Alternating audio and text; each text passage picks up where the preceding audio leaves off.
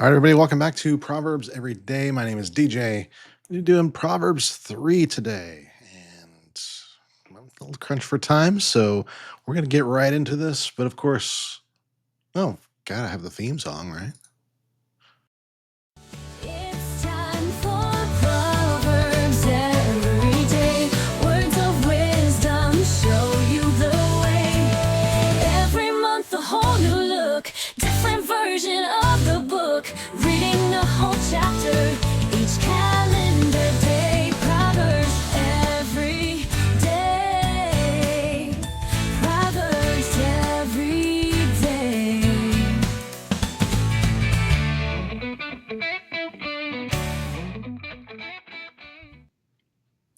All right, yeah, we're skipping a few of the usual pleasantries, I guess you could say.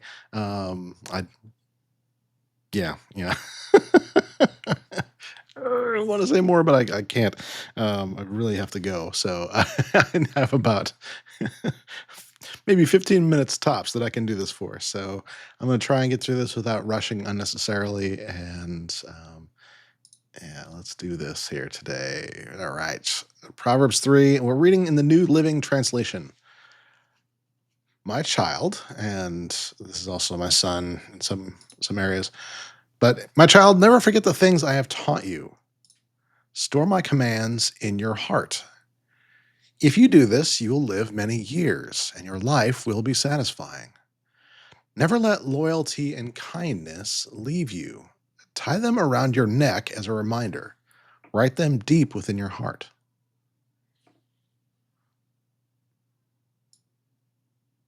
I think that's something important, especially for us guys.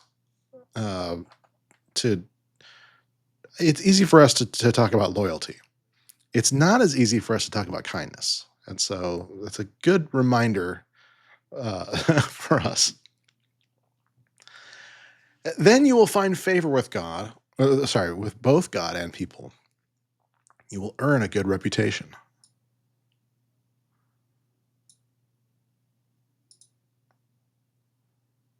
So this is kind of a dual benefit here. Favor with both God and people, and earning a good reputation. So it does seem a little weird, right? That the Bible is telling us to go earn a good reputation, right?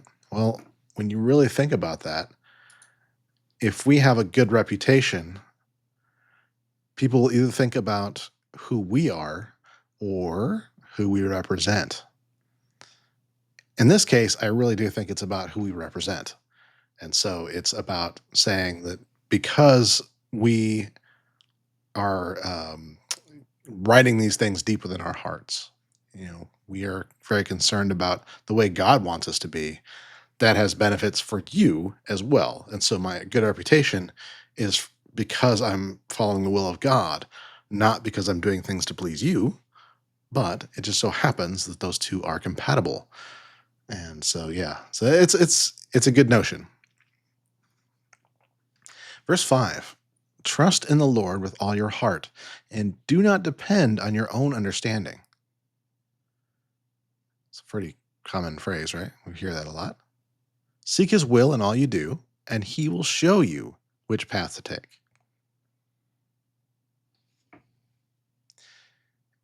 You can't not highlight that, right? It's just got to be a thing, right? It's just a it's so important. It's easy to miss sometimes. We get distracted by the world and don't think about this, but seek his will in all you do. This is something I need to put this back on my monitor. It's a little post-it note. I probably just need to do it first, but there's this notion of praying first before I do other things, and um, I'm actually going to reattempt to stick this right now. Actually, as it turns out, there we go.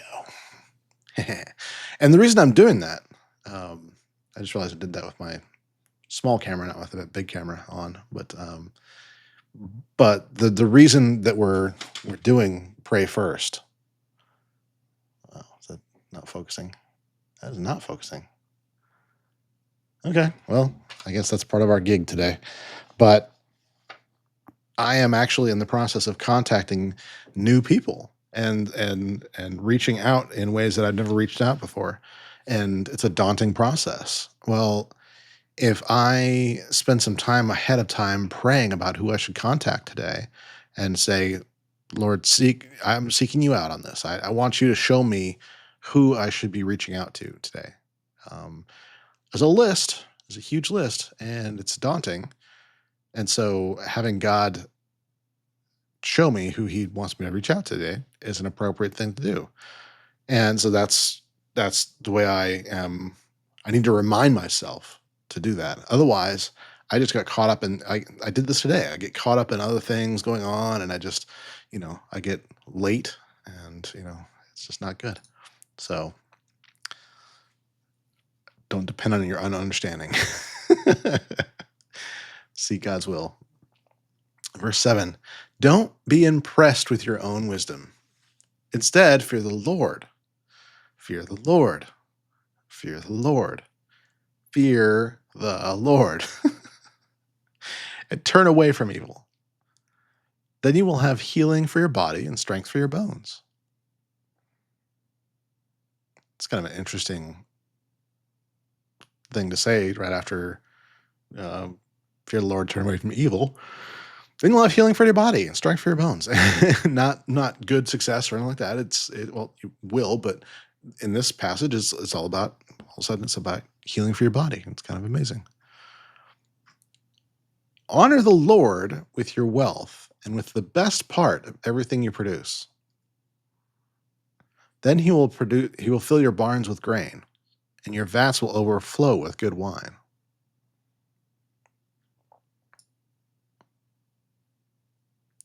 This is sometimes a hard thing for us to do. And actually, this is, I'll be honest with you, this is a thing that I've realized as of late that what was creating wealth for me was not the best part of what I produce.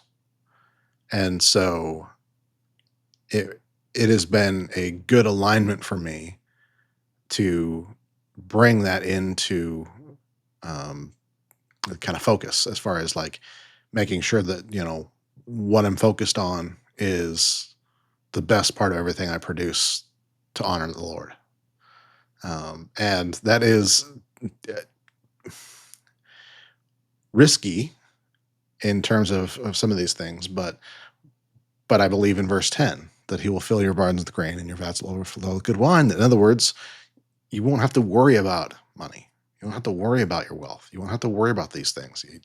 God will take care of that if you give him the best part of everything you produce. So that is what I'm working on my understanding of constantly and looking for the what that looks like. But yeah, that's kind of my orientation right now is to get into that more than just producing. Or in some cases just what I give to God is like the rest, and I think a lot of us unconsciously do that and don't realize we're doing it. So we're not giving God the best part of what we produce, we give him the rest of what we produce. Yeah. My child, don't reject the Lord's discipline. Don't be upset when he corrects you, for the Lord corrects those he loves, just as a father corrects a child in whom he delights. So note of delights, let's see what that is. The Greek version reads, loves and he punishes those he accepts as his children. Punishes those he accepts as his children. Wow.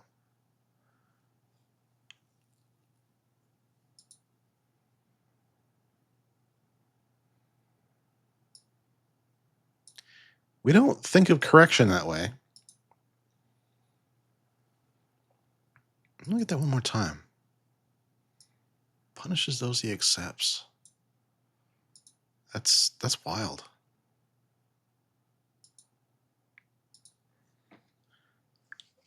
It really is a saying that if you're experiencing God's correction, that doesn't mean he's upset with you. It's quite the opposite.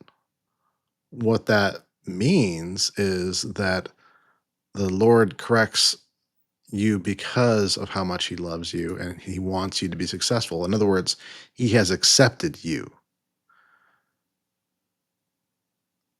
That that flies in the face of what the world says, doesn't it? Yeah. Hmm. Verse 13. Joyful is the person who finds wisdom, the one who gains understanding. For wisdom is more profitable than silver, and her wages are better than gold. Wisdom is more precious than rubies. Nothing you desire can compare with her. She offers you long life in her right hand and riches and honor in her left. She will guide you down delightful paths. All her ways are satisfying. Wisdom is a tree of life to those who embrace her. Happy are those who hold her tightly.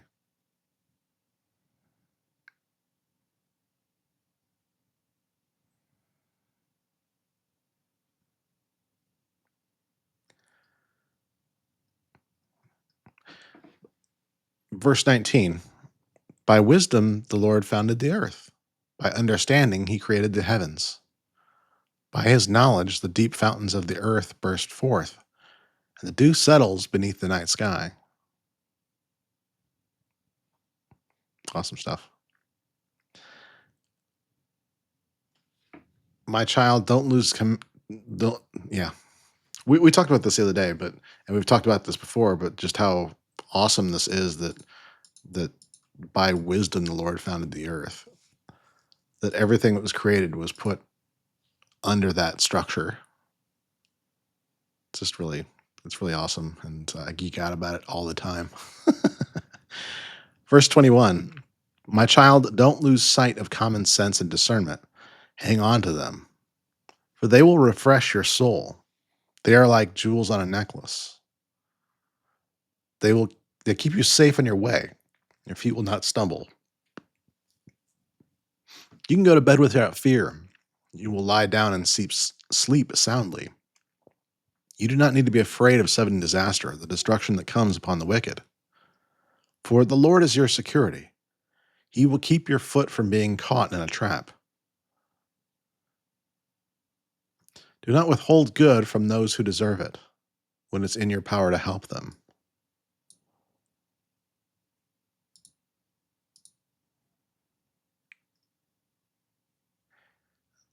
You know, it's funny. My a mastermind I'm part of this morning, we were talking about when to say no, and there's a discernment there that goes into that. But withholding good from those who deserve it when it's in your power to help them, um, I think sometimes we miss what that can mean. We don't think we're worthy to help people or we're able to help people, but a lot of times it is in our power to help them, and it is in our power to help people. It's just that we have hangups that are keeping us from it. And so, my challenge to you today is to look at things like that in your life. Are there things where you have said no to things that maybe deep down in your heart of hearts, you knew that you could have done something there? Or in some cases, it might even be something where it was an opportunity for you to grow into an emerging skill set, into an existing talent that you have, something like that, but you didn't do it, even though you had a power to, because you were held up by some of the fear. Well, I don't know. I shouldn't uh, go help that ministry because someone might ask a question and I don't know what to say. I hear that one a lot. What you have to realize is that in cases like that, you're relying on your power as you see it. God doesn't see you that way. God sees you as someone who can be empowered by Him. And so you don't have to worry about what you're going to say or not say because He'll take care of that for you. What He needs you to do is move forward, take action. He needs you to be the hands and feet.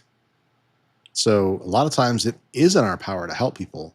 We just are unempowered by our hangups and our doubts and I dare say our fears. Well, where does fear belong? Fear belongs to the Lord alone. So if our fear is only in God, then we don't have to worry about this. Now, if we don't act that way, then we need to examine ourselves a little bit and realize that okay, we're holding back a power. Why are we doing that? I hope that's helpful to somebody today. If you can help your neighbor now, don't say, come back tomorrow and then I'll help you. Don't plot harm against your neighbor. For those who live nearby, trust you. Don't pick a fight without a reason when no one has done you any harm. Don't envy violent people or copy their ways. Such wicked people are detestable to the Lord, but he offers his friendship to the godly. The Lord curses the house of the wicked, but blesses the home of the upright. The Lord mocks the mockers, but is gracious to the humble. See the note on that. Greek version reads, the Lord oppresses the proud, but gives grace to the humble. Okay. Or opposes the proud. The wise inherit honor, but fools are put to shame.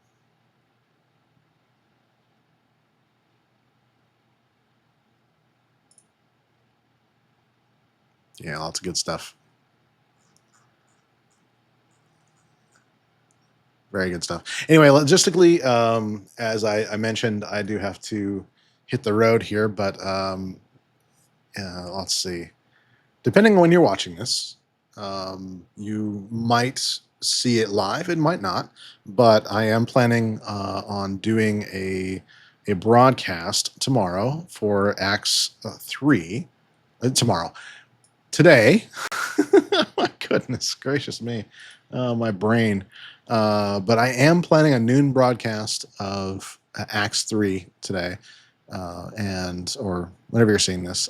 If you're seeing it after the fact, I'll try to remember to create a link for you. But we are doing that study all month. It is a study of Acts in terms of looking at how the early church showed leadership and how that leadership was not necessarily always something they knew how to do, but were suddenly equipped by it, and other things that were just the culmination of things they did know and were prepared for.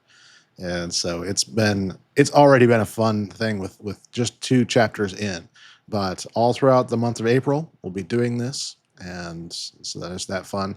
And as you know and can see, I've been experimenting with some things in the technology front. Some of which are going well, and some of which are really not. Yesterday was a fun day, let's put it that way, where I had to adapt some things, and it took a lot more time than I was hoping it would. In fact, nearly doubling the amount of time. So almost 4 hours yesterday spent on just getting broadcasts out. Can't be doing that. So we're learning, but there's some things that I really want to accomplish too. So if you are somebody who is good with video editing and wanted to volunteer or whatever with your time, or intern or whatever, or if you know somebody that falls into that category that wants to learn and needs um, a way to do that, please let me know. And we have some opportunities coming up here. So um, in that case, yeah, just contact me on Facebook, for example. And other things. Otherwise, I would just plan on seeing you later this afternoon, hopefully live. If not, I will see you again tomorrow for another Proverbs every day. So be blessed by the best, and then go be a blessing all the rest. Love you guys. See you tomorrow.